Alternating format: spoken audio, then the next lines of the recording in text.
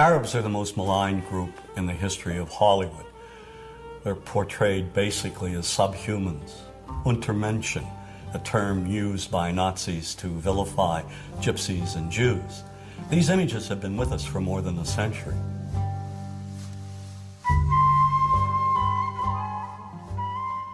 Salam, معكم Dalal, and this is the Vegans for Palestine podcast.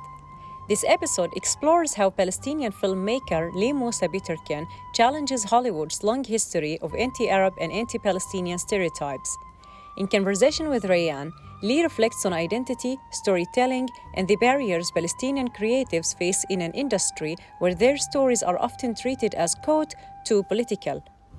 This episode also examines Lee's short film Mobius Loop, a Palestinian-led science fiction story that centers Arab characters in a genre where they are rarely represented favorably. Alongside discussions of film, racism, and cultural erasure, this episode highlights vegan Palestinian food, creative resistance, and the importance of telling Palestinian stories on Palestinian terms. Enjoy this one.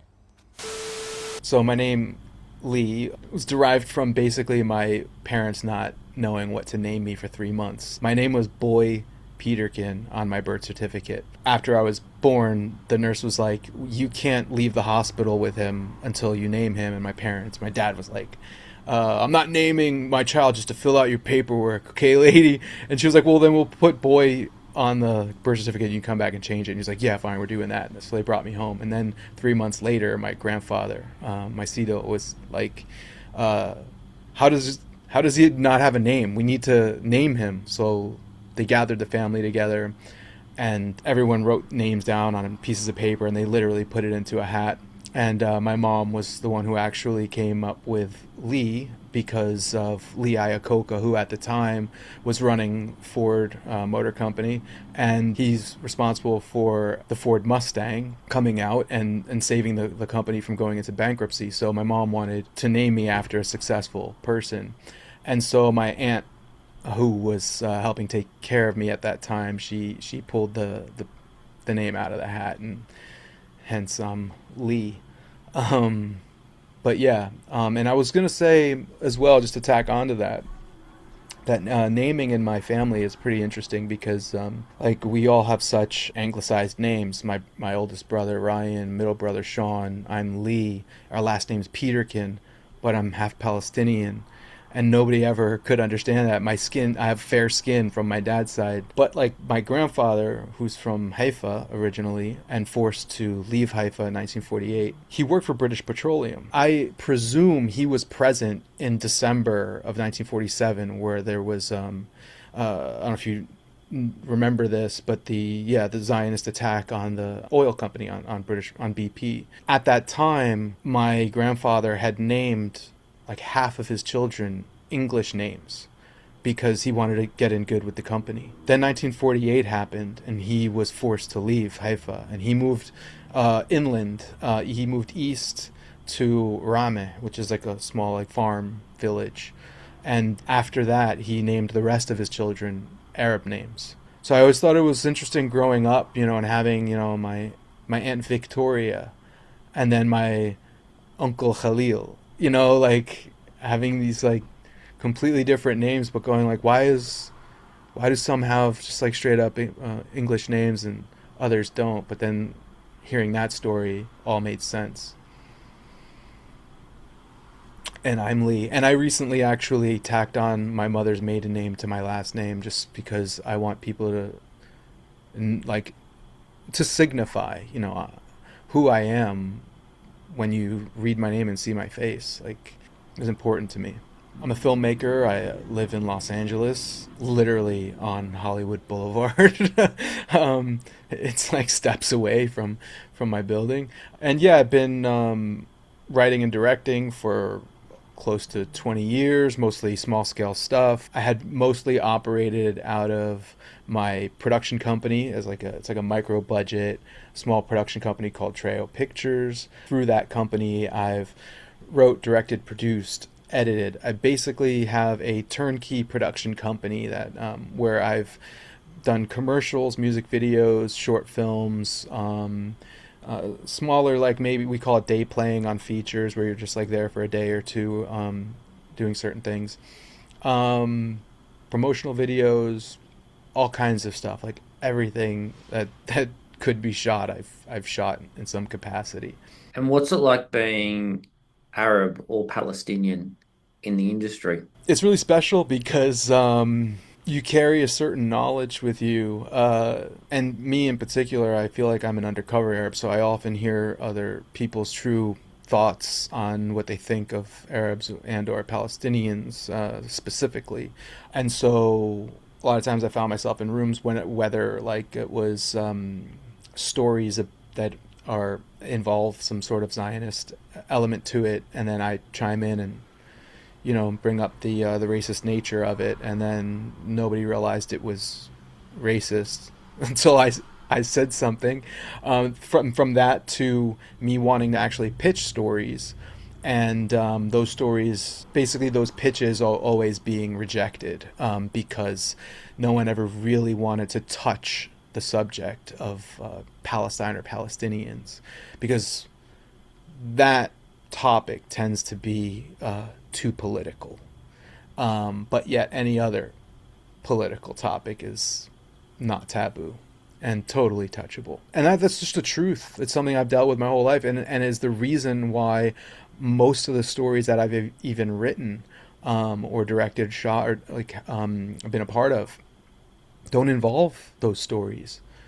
It's been something that I feel like I've been denied as a filmmaker. When you want to make a film, it's expensive, and it doesn't matter what length, like whether it's a short film or a feature film. It's very costly, and you oftentimes don't get your money back. So you're usually asking other people for money, and this isn't like, I'm not talking about Kickstarter or like crowdfunding. I'm talking about like going to investors and such too. So it's just it's a really difficult ask in a culture as well that just doesn't see Palestinians as a viable commercial product, or the good guys. So it's been a long and windy and interesting road while I am trying to educate the truth and debunk myths, while showing people what a Palestinian really is and what they look like and who they are as a person.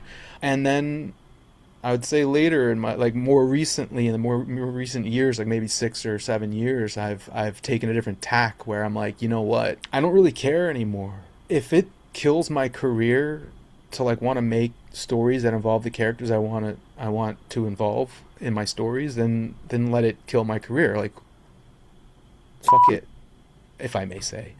I'll just, I'll do it. And that was the impetus behind my a couple films, but more recently Mobius Loop, which is a short film that I wrote and directed that came out last year through the festival circuit. It's a time travel story about Palestinian Americans inventing time travel, and it's a really unique form of time travel through sending your consciousness through time and space within a given window. So you can't go to medieval times. You can only go to yesterday or tomorrow within your life, within your body. So it's not like a machine that you jump into, because I just wanted to try a different form of time travel. And side note, the kind of parentheses to this is that this type of time travel, you're trapped in the timeline. And some people I've talked to don't know how to handle that, because they love time travel stories that where the characters can change their future. I mean, that's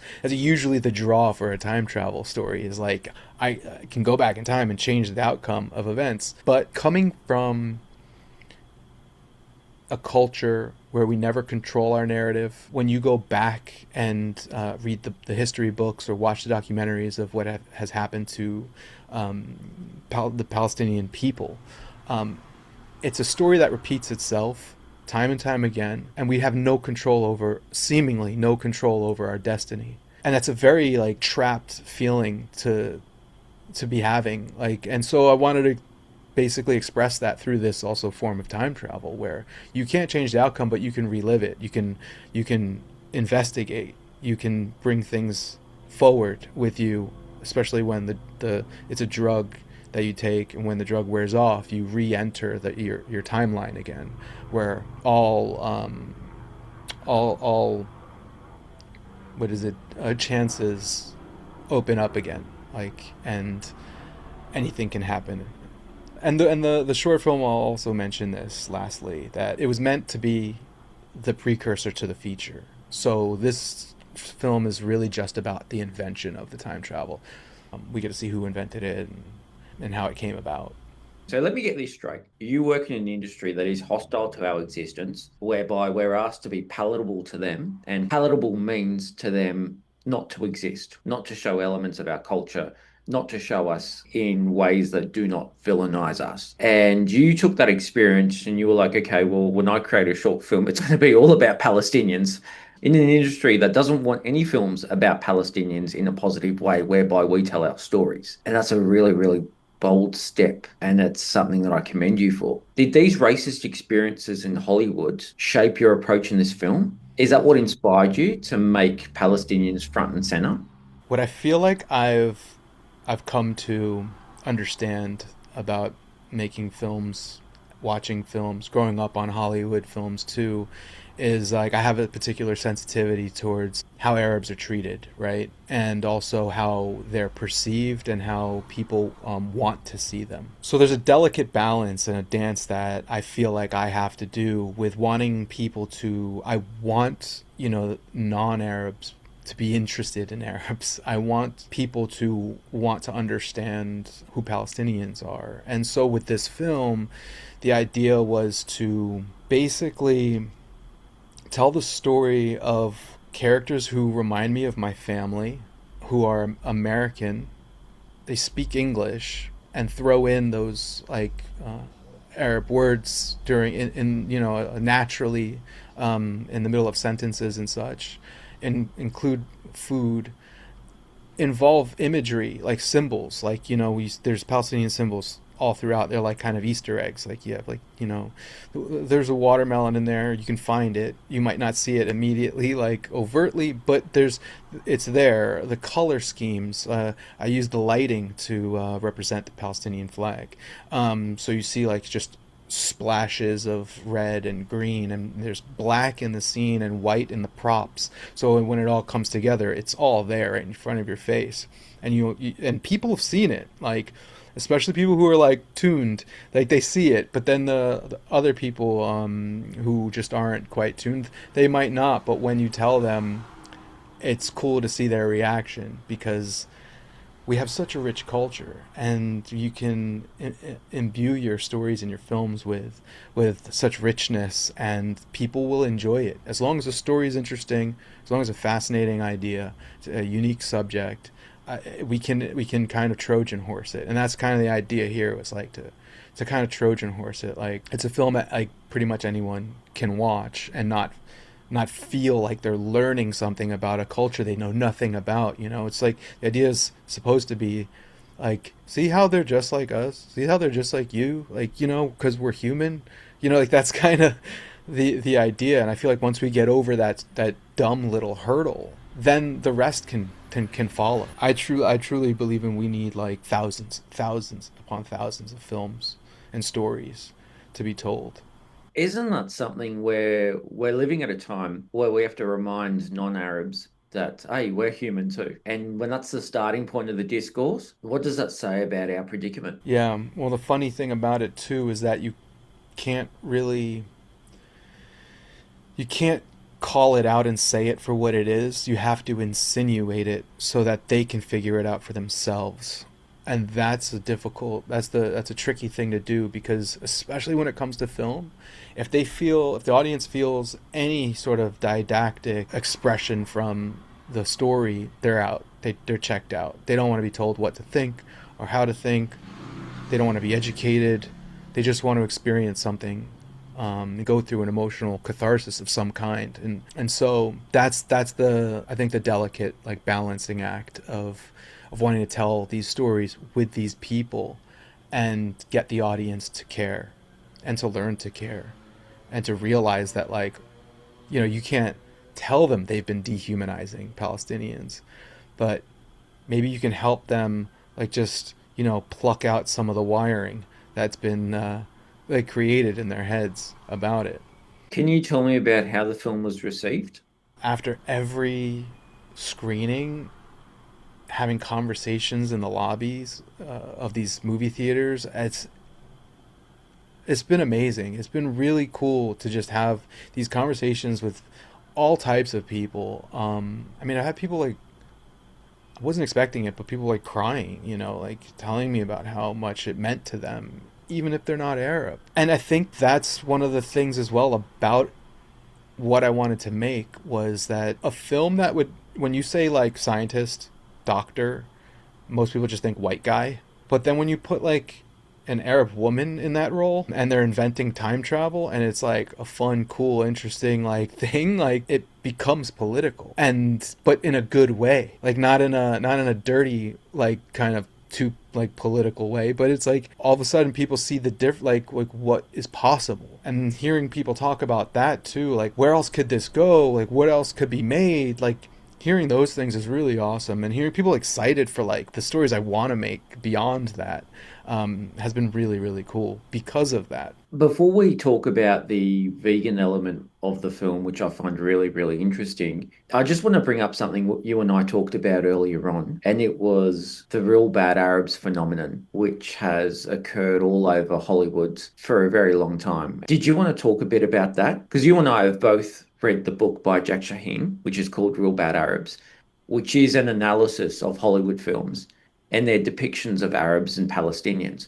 And from memory, I think the book has a whole chapter on Palestinians in terms of our dehumanization in Hollywood films. And I forgot the percentage. I don't know if you remember the percentage of films about Arabs in terms of, it was a high percentage of them.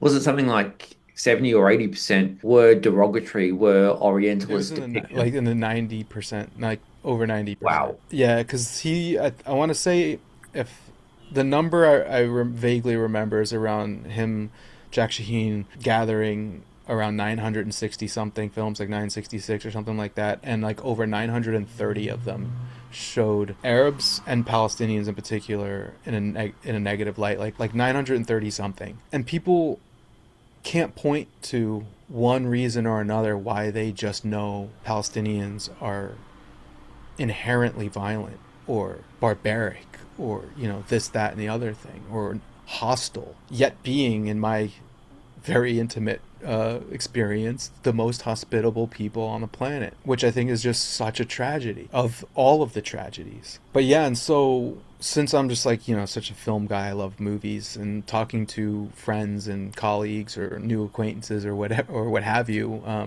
when discussing Palestinians and who we are as people, and getting down to like the nitty gritty of like, where did you get your idea of Palestinians? And none of them can really point to one particular example. I bring up Real Bad Arabs. I'm like, you should see this, because there's also the documentary that's 45 minutes long, really easy watch. And easy to find. I tell them to go watch that, because you'll realize that your notion of Palestinians was developed through media and movies and television.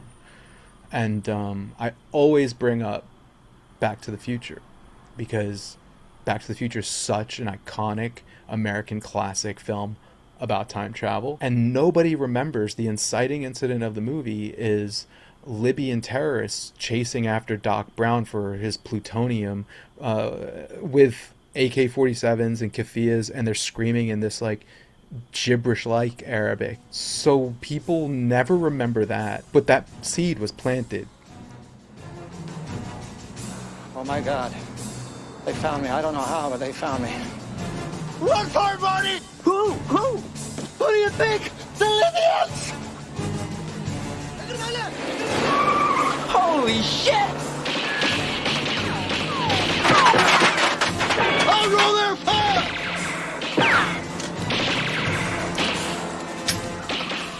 And most of these people I'm talking about too, like, watched the movie when they were kids. So they're getting this idea in their head, those people are the bad guys. I see what they look like, what they sound like, and what they wear, and then they carry that into adulthood and don't even know where it came from. I remember watching that film and naively saying to myself, wow, no wonder they hate us.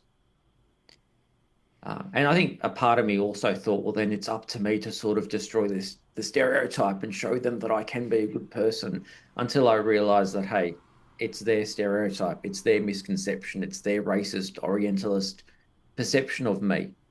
That's a them problem, not a me problem, even though they are making it a me problem every single day. I remember there was a segment of the film that was analyzing a Hollywood blockbuster by, I think his name is Samuel L. Jackson, whereby he's in Yemen or in Oman or somewhere, and the American soldiers, I'm going to get the storyline wrong, so forgive me for sort of paraphrasing it in terms of what the plot is. So a bunch of American soldiers commit a massacre of all these men, women, and children, all happen to be Arab. And one of the children that survived the massacre, or one of the children that was involved, was this young girl who is on crutches, who has only one leg. And then a flashback to what led up to the massacre shows that apparently this young little Arab girl was armed with a gun and was attacking American soldiers and therefore was a terrorist. Of all the Department of Defense films, the one that will stand the test of time as being the most racist is Rules of Engagement. The film was written by former Secretary of the Navy, James Webb. The action takes place in Yemen, a real country in the Middle East. There are violent demonstrations at the American Embassy, and the Marines, led by Samuel L. Jackson, they're called in to evacuate the American employees. And as they try to do so, the Marines open fire on the crowd and kill scores of Yemenis, including women and children. And in the investigation that follows, Tommy Lee Jones, the lawyer who represents the Samuel Jackson character, goes to Yemen to investigate. The movie leads us to believe what seems obvious, that the Marines committed this atrocity. Armed American Marines, they were shooting at his people. They were just trying to defend themselves. During his investigation, Jones's character sees a little girl with only one leg. He follows her, comes upon a hospital ward full of civilian victims. He finds an audio tape by the bed of one of the victims. And when the tape gets translated in court, we immediately begin changing our minds about who is responsible for this massacre. To kill Americans and their allies, both civil and military, is duty of every Muslim who is able. We discover that the Yemeni civilians aren't so innocent after all. It turns out they fired on the Marines first. And in a moment that will live in Hollywood infamy, we suddenly learn that the little girl we've been sympathizing with, the very girl whose humanity and innocence may have broken down our stereotypes, well, she's no better than those other Yemeni terrorists. As a result, when Samuel L. Jackson delivers the key line, "Where's the motherfuckers?" we're now on his side.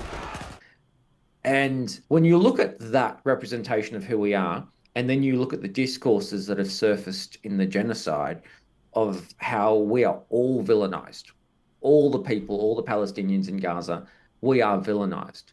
The children are accused of being terrorists. The women are accused of being terrorists. Everyone is apparently, quote, so anti-Semitic that we're willing to sort of blow ourselves up for, it's these horrendous tropes that sort of play out, not only in Hollywood, but in public discourse, in news reportage of who we are. And then I became the villain in terms of my own family, because every time my cousins would talk about their favorite films, armed with Jack Shaheen's book and that documentary, I'd ruin it for them. And this is the appalling part that I think as Palestinians in the diaspora, we have to admit, is that some of us even grew up on films that were, in our view, iconic and our favorite films. And then we later discovered that they were horrible depictions of who we are. Did you go through any process like that yourself? I feel like I'm still going through it, to be honest, because I have as you were talking, I was thinking of a few films that I still love, like like The Big Lebowski. It's like 1996, 97, Coen Brothers. There are just so many digs at Arabs in that film, and also like just straight up Zionist talking points, or just like speaking of Israel as like a beautiful like, invention. So like one of the main characters quotes Theodor Herzl, the father of Zionism, and he's quoting him as like the character we love. He's one of the good guys who we all like care about, and then he's like quoting a Zionist, the father of Zionism, and as like the good thing that's being said. Saddam Hussein is like in the movie for like during a dream sequence as just like a goofball terrorist, and then also in the beginning there's like this reference to the war in the Middle East, because the movie takes place in the early 90s, so it's the Gulf War, and so one of the lines when they talk about this, when they reference that war, they say like these camel fuckers in the East, and it's just like this throwaway line that nobody like bats an eye at. It's just how they talk, and that's just supposed to be like, you know, how people perceive them. And this is actually like a fun, good movie. Like I loved it when I was a teenager, and it's comedy still stands, but then there are these striking moments in there that you're just like, people don't see it. People just don't see it. And when I point that out and I say it to you, it sounds like so like glaringly obvious, but people don't see that. Like I have had to bring those examples up to other people, and then they realize that it's there when these people have seen this movie like repeatedly, like repeated watches. And that's, I think, the work that we're up against when having to deprogram people. I feel like what I'm doing is, and what Jack Sheen was doing with his film and his book, Real Bad Arabs, is like, how can we equip people with antennas? Like, that's the way I see it. Like, how can I give you the antennas to pick up on what's happening, like to see to have the radar system on these messaging, these like the racist messages that are straight in front of our faces that most people don't see as racist. I think that's part of the multi-pronged approach I think we need to have. It's like you have to be able to recognize it, and then you have to be able to undo it in several different ways. I don't know if I said this earlier already, but the moment Palestinian comes on screen, the story becomes political. And not just political, but too political. And no one wants to touch it. Because if a Palestinian is a good guy, that means that we hate Jews. And that is just an insane connection that people like to make. What annoys the crap out of me about that perception is that you and I, our families, have experienced dispossession, survived genocide. We aren't allowed to go back. Homes stolen, villainized in the media, villainized in Hollywood. If you and I were living over there, the likelihood of us being imprisoned without trial, tortured, abused, body parts cut off, members of our family tortured in front of us by the Israeli apartheid regime. To do all that to us, to deny our stories, that requires a lot of hate. But apparently we're the ones who hate. Like, that's what really is mind-boggling about this. It's absolutely insane. And that's why I think there's a particular type of, I feel like, humor that a lot of Palestinians carry, because we know how absurd our situation is. That we have to both, like, we have to be, like, I don't know, like, I'll speak for myself. I've had to carry myself as, like, as a person amongst others who I know don't like my people, and yet know this secret in my head, that we're all good people, and that we want good things. We don't deserve what we've been given, like, in what's happened to us and our families and our ancestors. And yeah, and so I don't know, I think we have to change the narrative. It's just the only way to do that is through the mediums in which people consume their ideas. So yeah, I think it's important for us to do it in many different ways. One is something like Mobius Loop, the short film, where it's like, it's seemingly casual. Like, you just get to like these people because they're, or just like to get to like these people and the story that's transpiring in front of you. But then we also do need a movie like Palestine 36 that tells you what happened, because the people don't know. They don't know the history. They don't know the truth. and it's such an iceberg situation where beneath the surface it goes deep. There's so many things to understand that it's going to take a lot of deprogramming in so many different ways. We've got our work cut out for us, unfortunately. Yeah, and I mean, I'm just taking this kind of fuck it approach now, where I'm just like, look, I need to let me tell some stories how I feel like they should be told, and try to do something unique and different. And that's why the feature version is much different than the short film, where the feature version is it's like a little bit more blatantly political. But yet it's wrapped in a kind of like a murder mystery, where it's set in the future, like 2048, where we're in an America that has Arab American internment camps because of something that had happened in the past, where then America turns on its citizens and sees them as threats, especially like all Arab Americans as threats, and anyone that is in solidarity with them.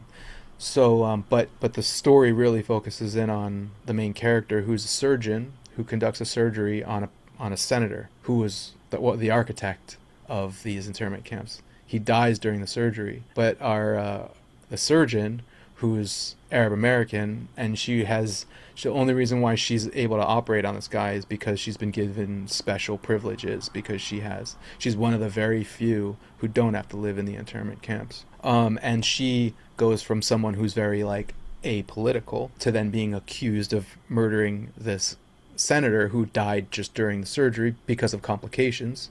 So she's on the run, and she's trying to prove her innocence, kind of like if you've seen that movie The Fugitive. So it's kind of like that, but yet in the process she loses her memory of the day of the so-called crime, because she's like drugged during her like investigation process. She gets drugged and then she can't remember the day before, and so she ends up taking this time travel drug that helps her go back in time to figure out what had happened the day of the crime. And also because she can go back, she can also go forward. And so we have this like kind of lily pad hopping of time travel as she figures out and uncovers what had happened. And so with that story, it's very evident that Arab Americans are treated a certain way.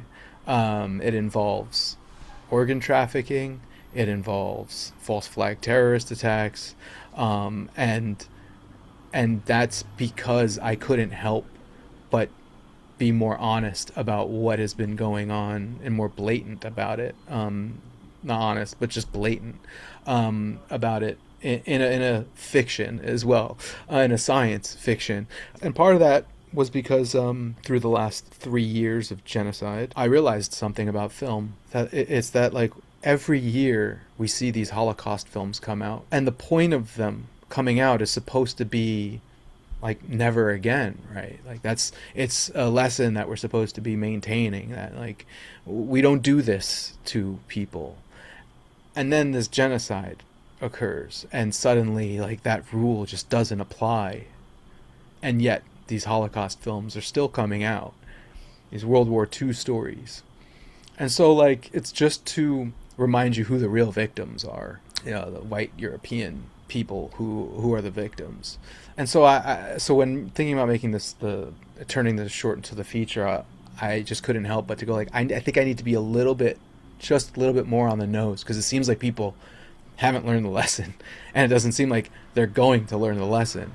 So how can I now play a new type of balancing act, where I'm trying to make a really unique, powerful story that is truly engaging and interesting, but then put this in there, like, let's make a revolutionary film, like a real one, not like I love The Matrix. It's one of my favorite films, and it's a film about revolution, but there's no real revolution at the end of the day. We like the audience just gets their fill on this like kind of quasi, this revolutionary film that's not really going to change anyone's mind about anything. And so maybe let's try to do that. Let's see what we can do there. And also, if we did another podcast on like my thesis of why I think The Matrix is actually about the Palestinian struggle, we can do that another day. A scholar named Jack Shaheen spent 30 years studying every Hollywood film with a Muslim or Arab in it. He ended up analyzing 1,000 of them, and the pattern he found explains a lot about how the world sees Muslims today. Jack Shaheen was an Arab-American professor of mass communications and a former CBS News consultant on Middle East affairs. Of the 1,000 films analyzed in his work, 936 of them portrayed Arabs and Muslims negatively, and only about 5% of Arab roles in cinema were written as normal human beings. He called the recurring setting of these films Arab Land, a mythical theme park of deserts, palaces, and villains with scimitars that Hollywood has been recycling for over a century. Disney's Aladdin opened in 1992 with the lyric, "Where they cut off your ear if they don't like your face, it's barbaric, but hey, it's home." After protests from Arab American groups, Disney changed the cut off your ear part for the home video release. The barbaric part was left unchanged. 2 months after 9/11, senior Bush advisor Karl Rove met with around 40 top Hollywood executives and producers at the Peninsula Hotel in Beverly Hills to discuss how the entertainment industry could help with the war on terrorism. Since then, researchers using Freedom of Information Act requests have documented that the Pentagon and the CIA have worked on more than 800 Hollywood films and over 1,000 television shows. They helped with script approvals, editing oversight, and the power to dictate how the military is portrayed. So if you look at films like Top Gun, Zero Dark 30, Iron Man, and Captain Marvel all received this treatment. There were two series that came out that showed Arab American life, or maybe misrepresented it. It was Rami on Hulu and it was Mo on Netflix. And even when Arabs are telling our own stories through a TV series, which is a rare opportunity that we have, I noticed that there were still Zionist elements here and there. So as an example, in the first series of Mo, there has to be a Jewish friend, because apparently we have to reassure the audience that yes, Palestinians have Jewish friends. Like, never mind that in our movements for Palestinian liberation, there is always an anti-Zionist Jewish caucus. We know the diversity that exists within Jewish communities in terms of Zionism and anti-Zionism and even, quote, not Zionism, where there's just an apathy to it. But in these TV series, you had Mo, who had the Jewish friend, and Mo says something really interesting, and you know that he was tasked, he was instructed to include this by some sort of Zionist producer or somebody else to sort of make the series more palatable, where he says to his Jewish friend something like, "We want you to go back to the 1967 borders." And a lot of Palestinians watching that scene, this was in series 1, a lot of Palestinians watching that scene were like, no. When we talk about land back, when we talk about the right of return, we're talking about returning to all of Palestine, not just the 1960s. Like, it was just such a ludicrous thing to say. And then in Rami, I think it was season 2, whereby he has an uncle who is excessively anti-Semitic, hates everyone, hates all minorities, is really misogynistic, this sort of typical Arab misogynistic male who is just illiterate, barbaric in terms of his thoughts.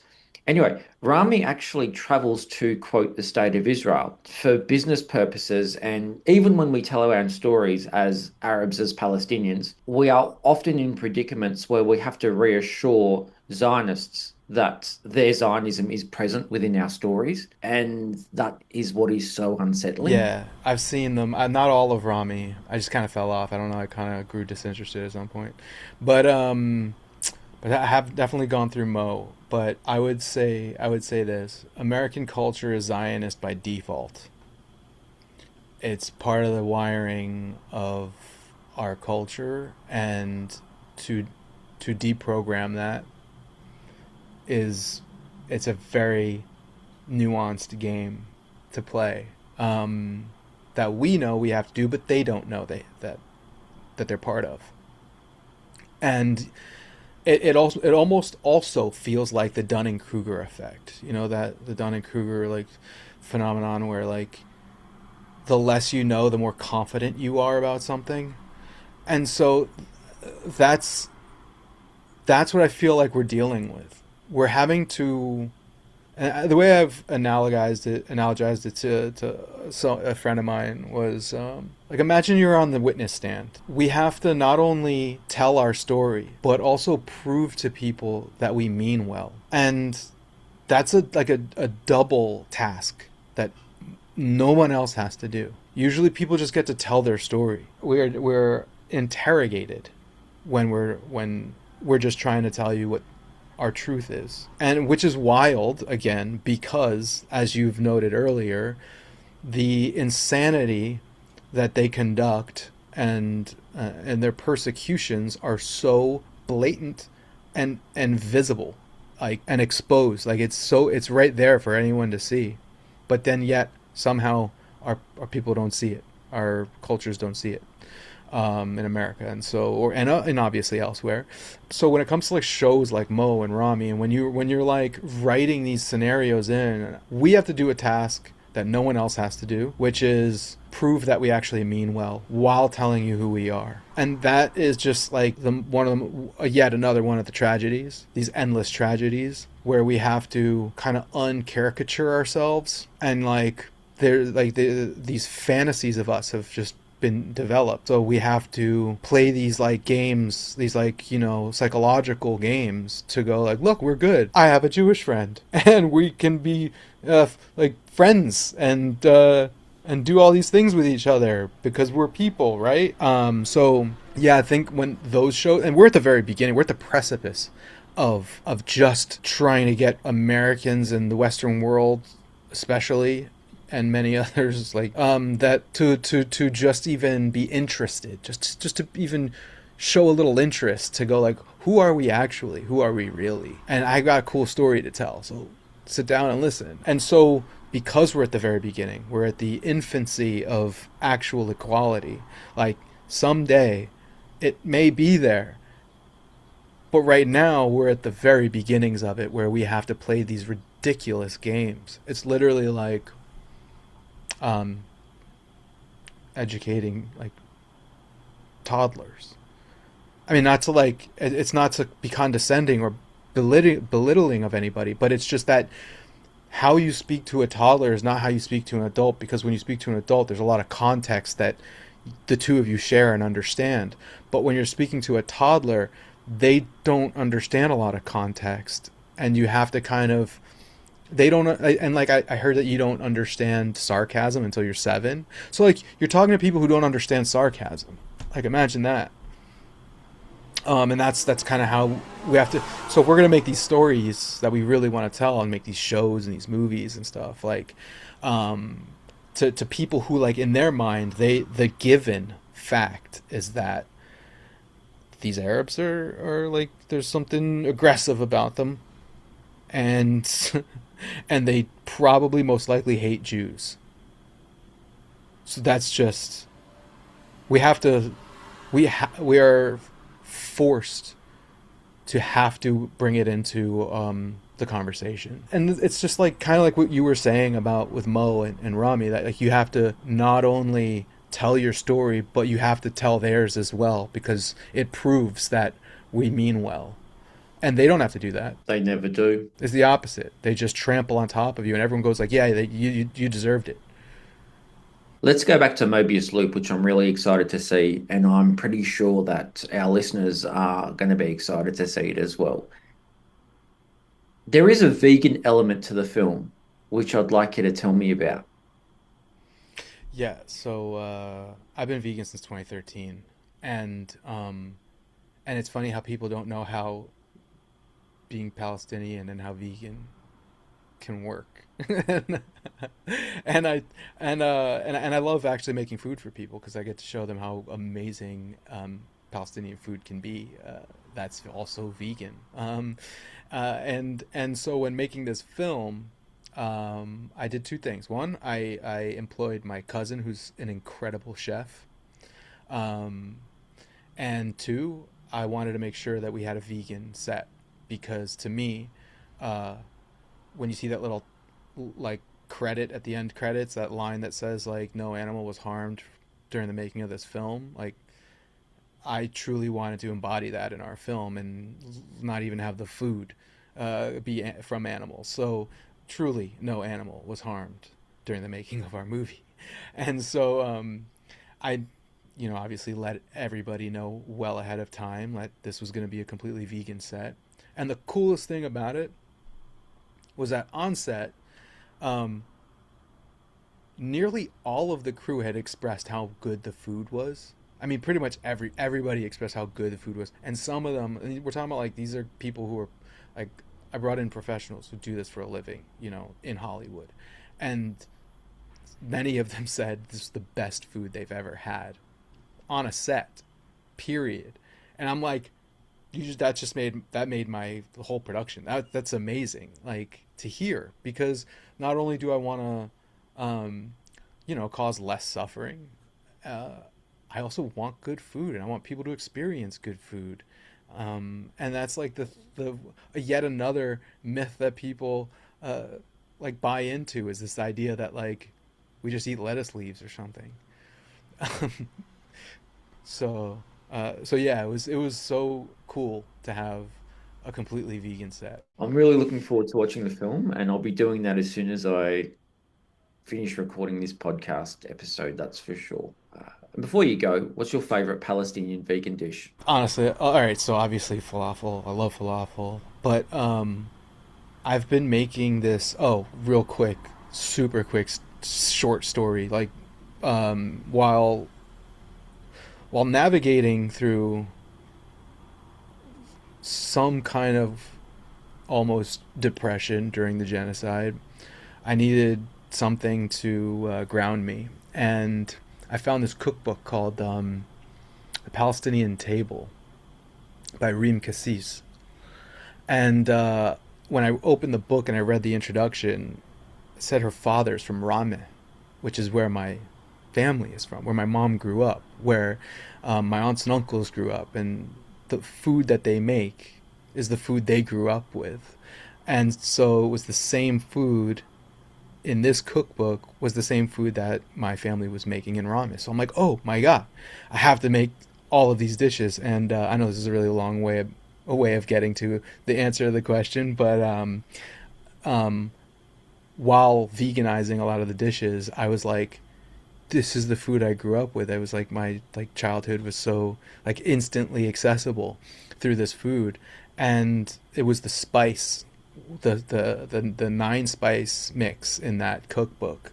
I love that spice mix because you don't really realize how good a spice mix is until you make it from scratch, and then you toast all the things, and you cook it, and then you grind it, and then you put it into this mix, and then suddenly you're like, oh my God, this is it. Like, this is my childhood. This is like my family. And then because of that mix, I make the best kofta, like so good, with Beyond Meat, onion, parsley, and that mix. And it's easy. It's so easy. And then of course you make all the accoutrement that goes with it, like and then I make my own tahini dressing and like sauce, and yeah. And then of course I have to bring up za'atar, because za'atar is like, I don't know why I have such a close relationship with za'atar. Like it was always on the counter in my kitchen growing up, and it's a flavor that is so unique and is definitely not thyme. It's not thyme. If you ever read that on an ingredients list, it's not true, because it's on every ingredients list where I see it here. It's quoted as thyme. I actually had done a bit of digging, and I think I know why it's called thyme. Why? Because it's not even necessarily in the thyme family. It's actually in the mint family. It's in the mint family, and its closest cousin is oregano. Because the botanical name is Oreganum syriacum, and it's not thyme. But I think the reason why people call it, or why it's written as thyme and how it's promoted as thyme, is because, and this might be particularly here in America, when it comes to importing, you have to use what they call common names on the imports. So like, especially if you don't want to be charged with customs charging you like taxes, that has to fall under certain like categories. And if you name it a spice mix and the common name that the Americans know and that the FDA knows, it's and this goes back to like the 30s. and it was like rewritten in the 80s. It's written as like, we don't really have like Zater as a word, so we have to use something, and time happens to fall under the attacks saving category. So my theory is, I don't know this for sure, my theory is that was labeled when it was imported, whenever it was imported as time, because it was just like a business situation and a way to save money. And then now everyone calls Zater time when they try to translate it to English. But long story short as well, I'm importing Zater from Palestine, from Nablus and from Jenin. And I'm going to be selling it on a website where I also sell shoes that I designed from photographs I took of my grandfather's kafiyah. So if you go to like shopyalili.com, you'll see Yalili spelled Yalili. So shopyalili.com, and then you'll see you can have the shoes, and they're actually like, the quality is really good, and I think it's just so cool that like I literally photographed my grandfather's kafiyahs, a red one and a black one, and then have them printed on these like they're like vans, and now I can wear them. I wear them every day, so I can wear my grandfather's kafiyah out every day, and people are always commenting on them. They're always like, "Those are awesome, those are dope," and I'm like, "Yeah, you can go to shopyalili.com, you can have them." But yeah, and so then on that site I'm gonna have soon to be Zater, because I love Zater. So what I'm going to do in the episode descriptions, I'm going to include a link to Mobius Loop. I'm going to include a link to Real Bad Arabs, but also a link to your shop. So that way, because I need to get me a pair of them shoes. But like you said before, whether it's telling our stories through film, we're not making it palatable anymore for a non-Arab or a white audience. And it's the same with Zater. Let's now reclaim Zater. You're right. It is no longer time. It is Zater. Exactly. Zater. And that's what's going to be on the back of my bag. Zater is not time. Zater is Zater. Precisely. And on that note, thank you so much, Lee, for joining me. I'm going to take you up on your offer again. We're going to have a whole episode on the Palestinian link to the Matrix, which I'm really excited to unpack. Thank you so much for joining me. Shukran. And I will see you again. Yeah, thank you so much. Shukran كتير. تتحدى ما تتحدى راح اضلني طول المدى ماسك مايك ورد العدة راح يضلوا صوتي صدى ينادي وين الرضا راح يضلوا زي الهدى يهدي الناس يعبر يضلوا دايما يقدر يضلوا طول الليل ينادي الفكر وين ما سمع كلماتي لا ما في مثل مثيل بس جرب وتحداني او يلا قف قدامي راح اكون معك اناني بالمرة ما تنساني او ما تتسكر جيشك علينا تشبر لما كنا ندافع له نحيي الله اكبر تسكر او ما تتسكر جيشك علينا تشبر لما كنا ندافع له نحيي الله اكبر رصيد تحدي إلنا راح ندنا مدافعين عن دفاعك ما بالليل لو رب العالمين لو قالوا إرهابيين راح أبين كلماتي إن إحنا مظلومين من أرضنا مشرطين 1 زائد 1 الكل بيقول 2 واثنين مع 2 بكم ملايين حيدافعوا عن فلسطين راح نكون جيش الرار ونرجع الانتصار ونكمل المسار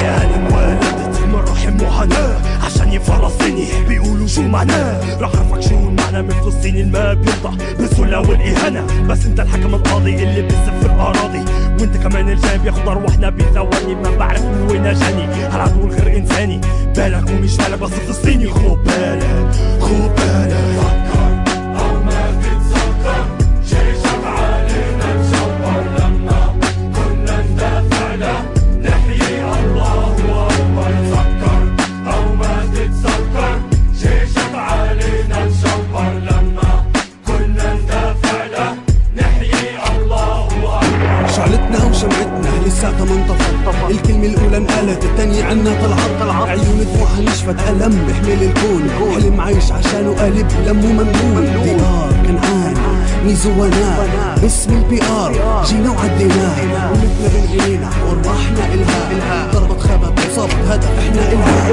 ضربة صارت أشباه بالضبط لا ترتاح في كل مساء صباح بيفكروا يطيرونا مثل عصافير بنعجوش لما تطير مهما يكونوا مهما يصير أنا هون دايما عسير عم صوت في كل تدمير كلماتي عم بكتبها ضد صهيوني الخطير عم اغني راب جبار على وتر من النار كلماتي باختصار نزل زموتشار عم تقطع كل حصار على شعبي فيه الدار لنا عم بدور طعمولوني مرر من عدو حقد وجرار للموت ولا الحصار بس حضرني بالمرصاد صوتي طالع زي البطاط وسط السما زي المطاط رسالة التوخات تحيي روح الاستشهاد مقابل هالبلاد مقابل هالبلاد